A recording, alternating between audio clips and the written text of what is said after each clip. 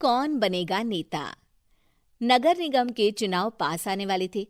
पूरे कानपुर शहर में टिकट को लेकर मारामारी शुरू थी, लेकिन सबसे ज्यादा चर्चा में वार्ड नंबर 40 की सीट थी। वो इसलिए क्योंकि इस बार वहां की सीट महिला के लिए आरक्षित थी। अब सवाल ये था कि चुनाव लड़ेगा कौन। इससे पहले ठाकुर साहब वहां से पार्षद थे और इस बार उन्होंने अपनी पत्नी सीमा ठाकुर को टिकट दिलवाई और ठाकुर साहब की शान के कारण सीमा जी ने 20,000 वोटों से चुनाव जीत लिया। अरे बधाई हो सीमा भाभी, अब तो आप वार्ड की पार्षद बन गई हैं। अब तो हमारे काम आप ही करवाएंगी। अरे ये तो सिर्फ नाम की पार्षद बनी है, वो तो महिला सीट आ गई, वरना पार्षद तो मुझे ही बनना था। अब भले ही चेहरा इसका होगा, लेकिन पावर तो मेरी ही होगी। अरे वाह भाई साहब, क्या दिमाग लगाया है आपने भी। आइए आप लोग, खाना लगा दिया है सबके लिए। सीमा जी पार्षद बन चुकी थीं, फिर भी उनकी एक ना चलती। सारे काम ठाकुर साहब खुद ही संभाल लेते और जहां जरूरत पड़ती वहां सीमा जी का अंगूठा लगवा लेते।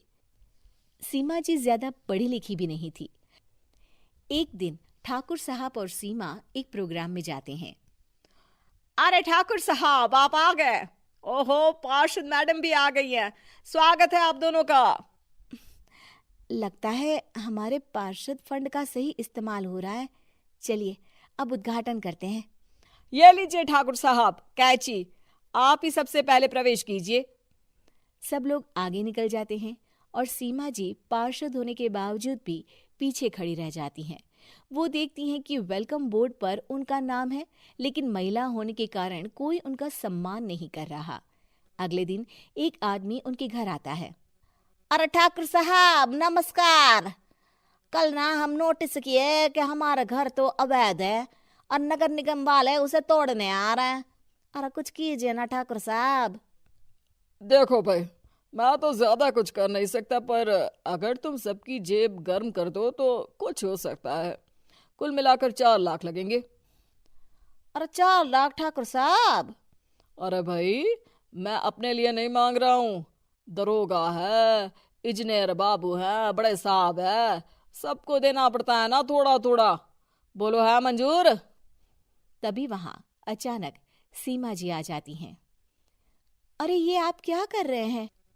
पहले इन्हीं लोगों से तो आपने वोट मांगे, अब इनसे ही पैसे ले रहे हो। अरे चुप रहो तुम, तुम्हारा काम है सिर्फ अंगूठा लगाना, तुम वही किया करो। मुझे दूसरे काम तुम मत सिखाओ, समझी? और तुम ना जाओ, अब पैसे लेकर आओ, वरना जेसीबी किसी भी वक्त आती होगी। सब कुछ ऐसे ही चलते रहता है। एक दिन सीमा जी और ठाकुर साहब को एक लोकल मीटिंग में बुलाया जाता है। वहां पर कई और अधिकारी लोग भी मौजूद रहते हैं। अब मैं चाहूंगा कि ठाकुर साहब हमारे बीच 2 शब्द कहें। मेरे प्यारे भाइयों और बहनों, आज मेरा सौभाग्य है कि मैं आप सबकी सेवा दिन रात कर पा रहा हूँ। आपने मेरी पत्नी को भारी मतों से जिताया है, इसलिए मैं आप सभी का शुक्रगुजार हूँ। मैं आप सबसे वादा करता हूँ कि हमेशा की तरह हमारे वार्ड में किसी को कोई तकलीफ नहीं आने दूंगा। सभी लोग तालियां बजाने लगते हैं। अब मैं माननीय पार्षद मैडम को स्टेज पे बुलाना चाहूंगा। अपने नाम को बुलाया सुनकर सीमा जी एकदम चौंक जाती है। उन्हें बिल्कुल उम्मीद नहीं थी कि इतनी बड़ी जगह उन्हें मंच पर बुलाया जाएगा। जैसे तैसे वो मंच पर चढ़ती हैं। ऊपर जाते ही सीमा जी को सारी पुरानी बातें याद आ जाती हैं कि किस तरह उनके पति उन्हें कभी भी आगे बढ़ने नहीं देते और उनके नाम से गलत काम करते हैं। वो बोलने लगती हैं। मैं आपके वार्ड की पार्षद सीमा हूँ। आप में से बहुत कम लोग ही मुझे जानते होंगे, क्योंकि इससे पहले मुझे कभी ऐसा मौका ही नहीं मिला। सारे मौके मेरे पार्षद पति यानी आपके ठाकुर साहब ही लेते रहे, लेकिन आज ये मौका मुझे मिला है तो मैं इसे ऐसे ही नहीं जाने दूंगी।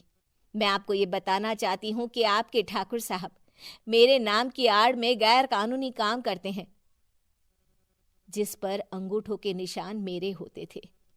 इसीलिए मैं अपनी गलती मानती हूँ और आज अपने पद से इस्तीफा देती हूँ, ताकि आगे से कोई गलत काम ना हो पाए। अब फैसला आप सबके हाथ में है कि आप हमें क्या सजा देना चाहते हैं। सीमा जी की बातें सुनकर ठाकुर साहब के चेहरे का रंग उड़ जाता है और वो शर्म से मुंह नीचा करके वहां से चले जाते हैं और पद से इस्तीफा देकर ही सही सीमा जी अपने आप में आत्मविश्वास महसूस करती हैं।